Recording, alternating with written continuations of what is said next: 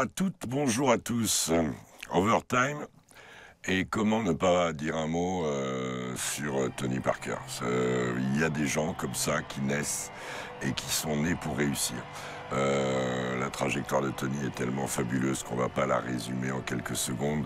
L'admiration qu'il génère par la famille basket française, par tous ses pairs en NBA, par tout ce qu'il représente dans le monde, et pour avoir voyagé à ses côtés avec l'équipe de France partout dans le monde, Tony Parker est pisté, partout dans le monde, Tony Parker est respecté. On n'est pas 6 fois All-Star, 4 fois champion NBA, MVP des finales, champion d'Europe, déjà en junior, et puis après avec le grand titre à Ljubljana en 2013, dont le championnat d'Europe dont il avait été aussi le MVP, tant il avait dominé la compétition sur le terrain, dans les têtes. On se souvient de son coup d'éclat, coup de gueule dans le vestiaire contre l'Espagne. Il y a des moments comme ça dans la carrière de Tony qui sont fantastiques. Il y a cette opposition avec Miami sur 2 ans, 2013-2014, avec ce panier où il passe sous le Bron ou je ne sais plus qui, et il marque quasiment au buzzer pour gagner le match. Il aurait été MVP de cette finale perdue par les Spurs en 7 matchs. Et puis l'année d'après, cette espèce de bien-être du titre de 2014, et je le vois dire 7 ans, j'attends ce moment-là depuis 7 ans. C'est ça, hein, les titres sont rares en sport co et il faut savoir les prendre, bref. Et puis sa vie d'homme maintenant totalement épanouie avec les 2 petits, Josh et Liam avec bien sûr Axel à ses côtés, sa réussite à Lasvel, son côté businessman, son côté... voilà, la seule chose que je regrette vraiment, c'est qu'on ne l'ait pas mis porte-drapeau de l'équipe de France olympique, qu'il n'ait pas eu cet honneur, que ça aurait été encore un honneur pour lui et un honneur pour le basket.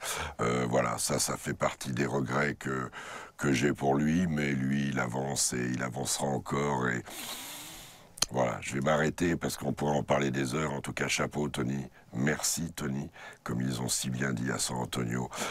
Merci pour tout et merci pour ce qui va venir. Voilà, alors on va faire un petit 5 quand même. J'aurais pu mettre 5 fois Tony Parker, hein, finalement. On aurait eu une très très bonne équipe. On va faire un petit 5 avec Kemba Walker. Kemba Walker qui s'est glissé dans les 6 comme s'il y jouait depuis une éternité. Il est bien sous les ordres de Brad Stevens.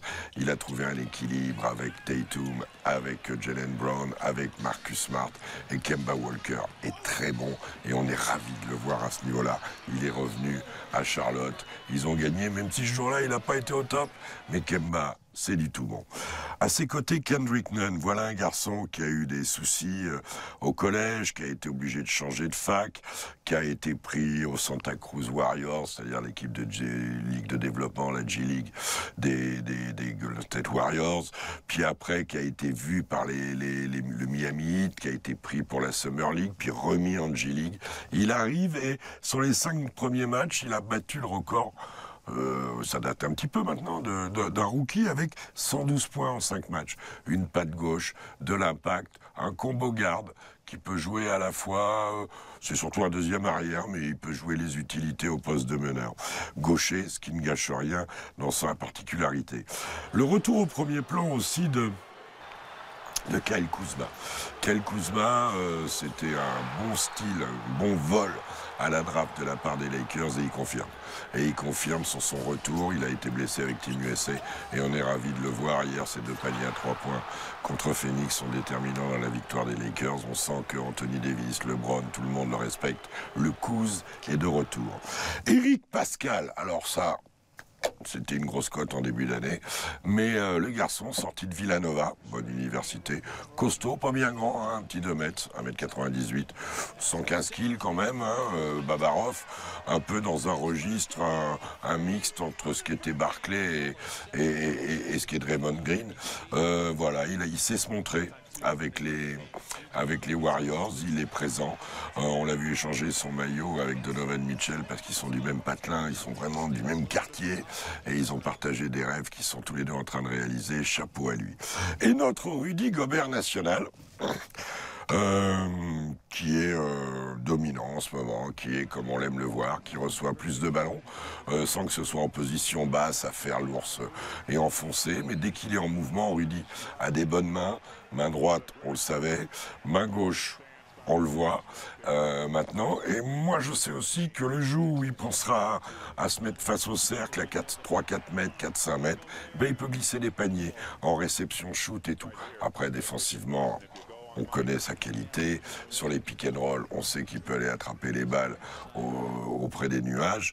Et défensivement, en plus, il est de plus en plus vocal. Il fait des efforts sur le déplacement latéral. C'est très intéressant ce que nous montre Rudy dans un Utah Jazz qui est en train de se mettre en place. Et c'est plutôt une bonne nouvelle.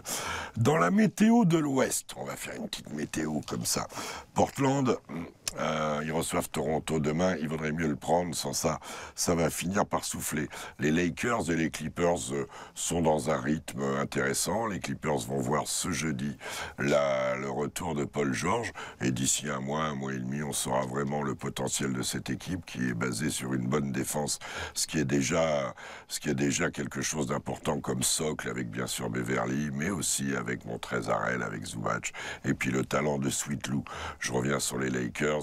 Les Lakers s'étaient fait attraper par Toronto, ils ont remis en route à Phoenix et c'était pas facile. Une équipe de Phoenix qui continue à bien jouer. C'est l'équipe qui joue pas bien en ce moment, c'est Denver. Denver ne donne pas les efforts suffisamment en défense et Denver s'est fait peur en prenant quand même, en restant 8 minutes 0-3 sans marquer, 6-43 de match régulier et c'était contre les Wolves et 1 minute 20 après, si je sais compter, ça fait 8-0-3 et Jokic n'est pas assez physique en ce moment. Leur défense ne tient pas. Will Barton était un formidable accélérateur de particules quand il sortait du banc en étant starter.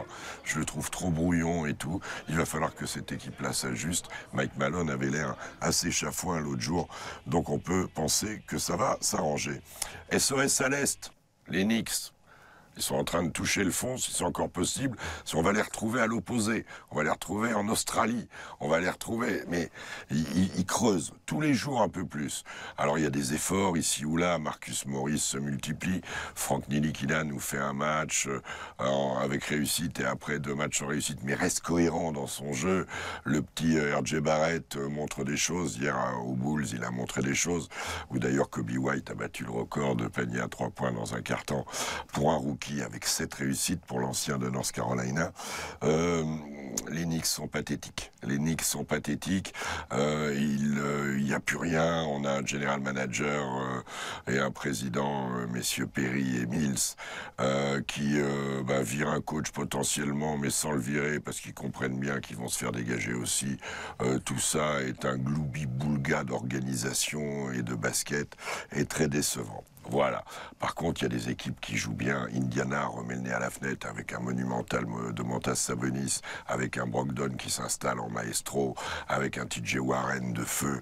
Il y a Boston qui déroule un basket de rêve et qui pallie à sa faiblesse potentielle à l'intérieur par une qualité de jeu supérieure, comme Miami a une qualité de jeu également supérieure avec tous les jeunes, Duncan Robinson, Tyler Hero et Kendrick Nunn, dont je vous parlais.